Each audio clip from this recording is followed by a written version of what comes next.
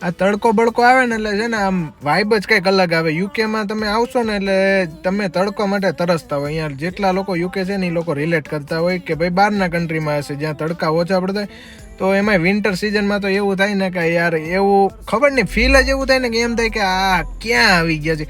આમ મજા જ ન આવે. એક રીતની એમ કહું ને કે એમ થઈ જાય કે બસ હવે અહીંયાથી જતું રહેવું છે. પણ જેવો આ તડકો બળકાની સિઝન શરૂ થાય ને એટલે હોય હોય હોય કાંઈ મજા આવે.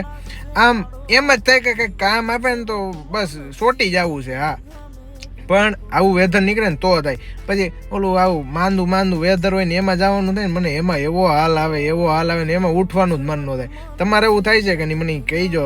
મને ખબર છે થતું જ હોય. એ હાલ તો હે ને યારો બીજી ભાઈતનો છે. એ હાલ તો બધાય ના આવે પણ એ હાલ આવશે એમાં ભેગું નહીં થાય. આપણે હે ને જે કરવાનું છે એ ચાલુ રાખજો. જેને હાલ આવ્યો ને એ હલવાઈ ગયા છે બધાય. પછી વર્ક પરમિટ ગોતવી પડે છે અને કેવા કંઈક સેટિંગમાં ગોઠવો. એ રહેવા દો. આપણે એ નથી કરવાનો. આપણે હાલને દૂર કરવાનો છે ટૂંકમાં કહું તો.